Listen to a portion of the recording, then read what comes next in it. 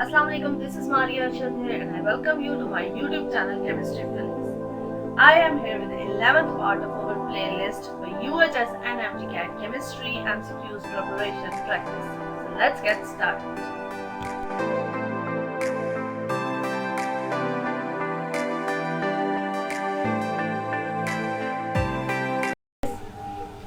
Which of the following mechanism of reaction is shown by alcohol when CO bond is broken?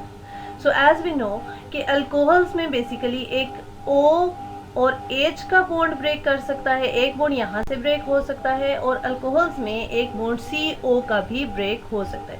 तो हमारा question क्या है कि Which of the following mechanism of reaction is shown by alcohol when CO bond, जब CO bond break करेगा उस time पे कौन सा मैकेनिज्म फॉलो होता है? तो एज वी नो कि जब CO का बॉन्ड ब्रेक करता है तो उस टाइम पे अगर यहाँ से CO बॉन्ड ब्रेक कर जाए तो उस टाइम पे हमारे पास पीछे क्या बनता है, कार्बोकेटाइन की फॉर्मेशन होती है. अगर ये वाला बॉन्ड जो है वो ब्रेक कर जाए तो यहाँ पे क्या आ जाएगा, प्लस का चार्ज आ जाएगा, यानी कि कौन सी फॉर्मेशन होगी, कार्बोकेटाइन की फॉर्मेशन होगी.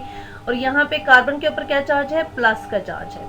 जब कार्बन के ऊपर प्लस का चार्ज आ जाता है तो कोई भी न्यूक्लियोफाइल जो होता है वो आकर इसके ऊपर अटैक कर सकता है, यानी कि nucleophile electron rich species nucleus living species जो होगी वो आकर इस कार्बन के ऊपर अटैक कर जाएगी और इसके ऊपर सब्स्टिट्यूट हो जाएगी. सो इससे हमें क्लियर क्या हुआ कि जब भी CO का बॉन्ड ब्रेक करता है अल्कोहल्स में तो उस टाइम पर न्यूक्लियोफिलिक सब्स्टिट्यूशन रिएक्शंस अल्कोहल देता है. सो हमारा राइट आंसर क्या होगा जी, option number B, that is nucleophilic substitution reactions. Question number 2 is a compound X, एक compound है X, has a molecular formula C4H10O. C4H10O means this is alcohol. Alcohol है, ठीक है, क्योंकि CnH2n plus 2 H2n plus 2 and O. This is the general formula of alcohol. और अगर यहाँ पे कार्बन की जगह 4 लगा दिया जाए तो कार्बन 4 होगा, H जो होगा वो 10 होगा और यहाँ पर एक ऑक्सीजन, यानी कि ये एक अल्कोहल है, ठीक है. तो compound has a molecular formula C4H10O and is unreactive towards acidified potassium dichromate and its elimination takes place. अब उसने हमें एक क्वेश्चन ये किया है कि एक अल्कोहल है जो कि अनरिएक्टिव है टुवर्ड्स एसिडिफाइड K2Cr2O7 और उसकी एलिमिनेशन होती है. जैसे कि हमें पता है ये क्या है, एक ऑक्सीडाइजिंग एजेंट है जो कि दूसरे की चीज़ को क्या कर देता है, ऑक्सीडाइज, यानी कि ये अल्कोहल्स को करता है ऑक्सीडाइज. लेकिन एक कंपाउंड ऐसा है जो है अल्कोहल ही, अल्कोहल की जब भी ये ऑक्सीडेशन करेगा, अल्कोहल की ऑक्सीडेशन जब होती है तो वो बनते हैं एल्डिहाइड्स. लेकिन इसमें वो कह रहे हैं कि एक अल्कोहल ही है लेकिन जो कि क्या है कि एसिडिफाइड K2Cr2O के 7 के साथ रिएक्ट करेगा, उसकी ऑक्सीडेशन नहीं होगी बल्कि उसकी एलिमिनेशन होगी. तो अब अगर हम अपने ऑप्शन देखें तो ऑप्शन नंबर 1 हमारा क्या है जी, ये हम देख रहे हैं कि ये क्या है, एक प्राइमरी अल्कोहल है. ये भी एक प्राइमरी अल्कोहल है क्योंकि जिस कार्बन के साथ OH अटैच है it is directly attach with just 1 carbon, so this is also primary alcohol. और ये हमारे पास जो अल्कोहल है ये एक सेकेंडरी अल्कोहल है.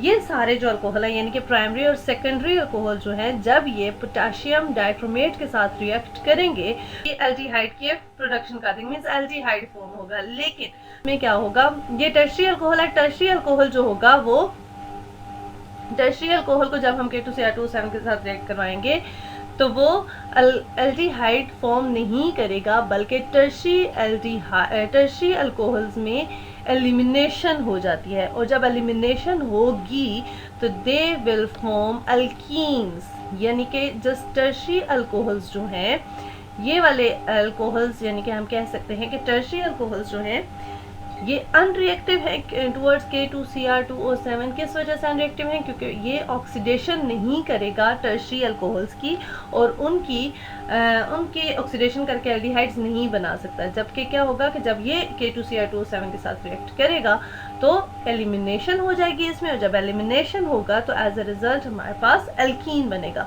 सो हम कहेंगे कि हमारा राइट ऑप्शन जो है this is option number D, this is our right answer. Option number D, that is tertiary alcohol. Question number 3 is general formula of alcohol is, ये तो मैं आपको पिछले वाले एमसीक्यू से बता के आई हूँ कि जो जनरल फार्मूला अल्कोहल का होता है वो होता है जी CnH2n+2O. So this is our right answer, option B. अगर हम फॉर एग्जांपल मेथानॉल की एक एग्जांपल ले लेते हैं, सो एज वी नो कि मेथानॉल में कितने कार्बन होते हैं, जस्ट एक कार्बन होता है. सो अगर उसी पर हम फॉर्मूला लगाएं Cn यानी कि n की जगह हम लगा देंगे 1, C1 है, H2n+2O यानी कि H2n की जगह क्या लगाएंगे हम 1 और +2 एंड देन O. सो अब क्या बना जी, CH2 1 2 +2 = 4 यानी कि CH4O, और CH4 का हमें पता है, तो ये मिथानॉल बन गया ना. यानी कि इसको हम इस तरीके से लिखेंगे CH3O and H, ये है हमारे पास methanol. So it is clear from this example that CnH2n+2O is the general formula of alcohol. So this is our right answer. Next question is question number 4. Methanol and ethanol are soluble in water due to, option number A is their acidic character, B is dissociation in water, hydrogen bonding and alkyl group. तो इसका answer क्या है जी, hydrogen bonding, क्योंकि हमें पता है जितने भी अल्कोहल्स होते हैं ये वाटर के अंदर सॉल्युबल हो जाते हैं just because of hydrogen bonding. So this is our right answer. Next question is question number 5. Which of the following is the most reactive alcohol when bond is to be broken between carbon and oxygen? यानी कि अगर alcohol में हम लोगों को carbon and oxygen के दरमियान bond break करवाना हो तो कौन सा अल्कोहल जो है वो मोस्ट रिएक्टिव होगा. तो जैसे कि हम लोगों को पता है कि जब कार्बन और अल्कोहल्स में जब कार्बन और ऑक्सीजन के दरमियान का बॉन्ड टूटता है तो कार्बन के ऊपर प्लस का चार्ज आता है और OH नेगेटिव के तौर पर निकल जाता है. यानी कि कार्बन के ऊपर प्लस का चार्ज आने का मतलब ये है कि कार्बोकेटाइन की फॉर्मेशन होती है.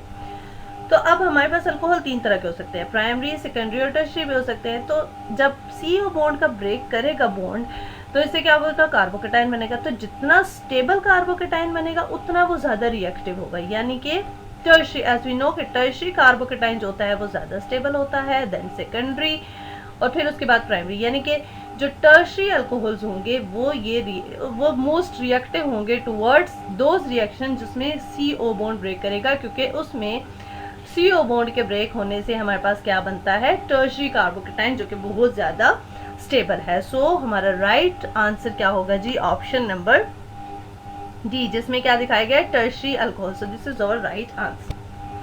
Question number 6 is Bakelite is first synthetic plastic. Bakelite क्या है जी, एक सिंथेटिक प्लास्टिक है and it is prepared by the reaction of the following 2 monomers. किन मोनोमर से मिलता है, तो ये तो हम लोगों को याद करना पड़ेगा कि जो बेकेलाइट है एक सिंथेटिक प्लास्टिक, इसको मेथानॉल को फॉर्म एल्डिहाइड भी लिखा जाता है. मेथानॉल को हम फॉर्म एल्डिहाइड भी कहते हैं. सो इस तरह से भी आपको आ सकता है कि बेकेलाइट जो है वो किससे मिलके बनता है. ऑप्शन जो राइट आंसर होगा उसमें आपको इस तरह से भी आएगा, मेथानॉल की जगह फॉर्म एल्डिहाइड भी लिखा आ सकता है, फॉर्म एल्डिहाइड. तो कंफ्यूज नहीं होना, मेथानॉल और फॉर्म एल्डिहाइड जो है वो सेम चीज है, ठीक है, जिसका फॉर्मूला क्या होता है, HCHO यानी कि HC double bond O and H.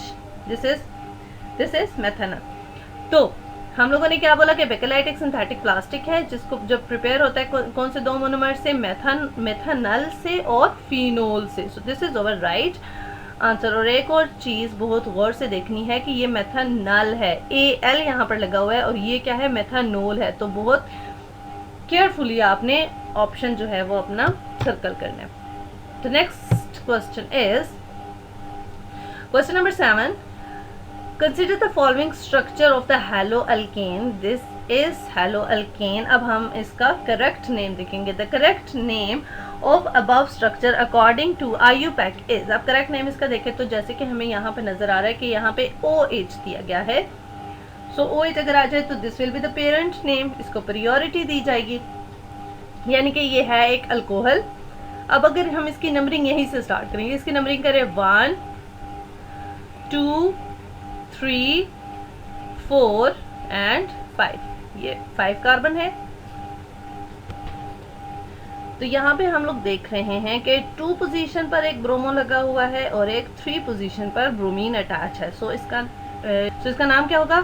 2,3 dibromo 3 methyl pentane 1 position पर लगा हुआ है और सो दिस हमारा नाम क्या हुआ जी? ये वाला option number A. This is 2 option है, ये गलत है और करेक्ट वाला ऑप्शन क्या है जी? Option number A, that is 2,3 dibromo 3 methyl pentane 1 also. This is our right answer. Next question is sodium phenoxide on treating with HCl hydrochloric acid HCl yields, उससे क्या यील्ड होगा? तो जैसे कि हम लोगों को पता है सोडियम फेनऑक्साइड बेसिकली क्या है? This is benzene. बेंजीन के ऊपर क्या लगा हुआ है जी? ONA। This is sodium phenoxide. ये है सोडियम फेनऑक्साइड। अगर इसको हम ट्रीट करवाएं HCl के साथ तो क्या बनेगा? अगर इसको HCl के साथ ये रिएक्ट करवाया, दिस इज HCl, तो जब HCl के साथ हम रिएक्ट करवा रहे हैं तो ये क्या होगा कि ये H जो होगा ये इस सोडियम को हटा के इसकी जगह H लग जाएगा और ये जो Na है ये हट के यहाँ पे NaCl बना देगा। ये तो हमारे पास बना क्या कि ये है जी बेंजीन, ये O तो ऊपर वैसे ही रहा और O के साथ क्या आ जाएगा? Na जो है वो सोडियम हट जाएगा और यहाँ पे आ जाएगा H, यानी कि ये क्या बना? फिनोल प्लस क्या होगा? NaCl। तो अब हमारे ऑप्शन क्या है कि जब सोडियम फेनऑक्साइड HCl के साथ रिएक्ट करेगा तो क्या बनता है जी? एक बेंजीन लिखा हुआ है, दूसरा जो पॉइंट लिखा हुआ है वो है जी benzoic acid, third is phenol और डी इज बेंजोडेट। तो हम लोगों ने इक्वेशन की तो हमारे पास क्या बन रहा है? Phenol. So our right answer is option number C, that is phenol. Question number 9 is the acidity of phenol is due to its. किस वजह से एसिडिटी ऑफ फिनोल होती है? नेचर ऑफ बेंजीन की वजह से, double bond in benzene ring, nature of phenoxide and hydroxyl group. As we know acidity basically होता क्या है कि it is the removal of the proton. के रिमूवल ऑफ द प्रोटोन किस वजह से फिनोल के अंदर होती है? तो जैसे कि अगर हम देखें कि फिनोल जो होता है, फिनोल क्यों हाइड्रोजन रिमूव करता है, उसकी एसिडिटी की रीजन क्या है? तो फिनोल जब हाइड्रोजन को रिमूव करता है सो एज अ रिजल्ट हमारे पास क्या बनता है? Phenoxide ion. जो फेनॉक्साइड आयन बनेगा ये बनेगा जी फेनॉक्साइड आयन। यहाँ पे आ जाता है O नेगेटिव हाइड्रोजन, जब प्रोटोन यहाँ से निकल जाएगा तो यहाँ पे क्या आ जाएगा? O नेगेटिव आ जाएगा। प्लस क्या है जी? H पॉजिटिव है। ये है जी बेंजीन रिंग।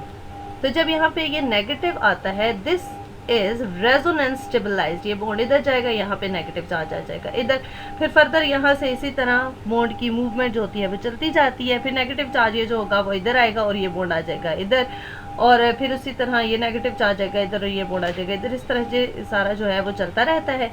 और यानी कि ये जो फेनॉक्साइड आयन है दिस इज रेजोनेंस स्टेबलाइज्ड, यानी कि जब H निकलेगा तो हमारा जो प्रोडक्ट बन रहा है दैट इज फेनॉक्साइड, ये एक स्टेबल है। तो अगर स्टेबल प्रोडक्ट, एक रिएक्शन में अगर प्रोडक्ट जो है वो स्टेबल बन रहा हो तो the reaction tend to move forward, यानी कि वो आगे को जाने की कोशिश करता है। अब यहाँ पे फिनोल है, फिनोल में से अगर हम हाइड्रोजन निकाल दे तो बनेगा फेनॉक्साइड। फेनॉक्साइड जब बनेगा तो दिस इज रेजोनेंस स्टेबलाइज्ड, यानी कि phenol is more stabilised, phenoxide is more stabilised than phenol. So इस वजह से जो हमारा रिएक्शन है वो फॉरवर्ड जाने की कोशिश करता है। और एसिडिटी ऑफ फिनोल भी यही होती है। एसिडिटी की डेफिनेशन क्या है? कि उसकी एबिलिटी टू रिमूव प्रोटोन, तो ये इजीली प्रोटोन को रिमूव कर देता है क्योंकि जो फेनॉक्साइड एज अ रिजल्ट बनता है वो ज़्यादा स्टेबल होता है। सो हमारा जो ये वाला MCQs है इसका ऑप्शन क्या होगा कि नेचर ऑफ फेनॉक्साइड आयन की वजह से ही फिनोल की एसिडिटी होती है।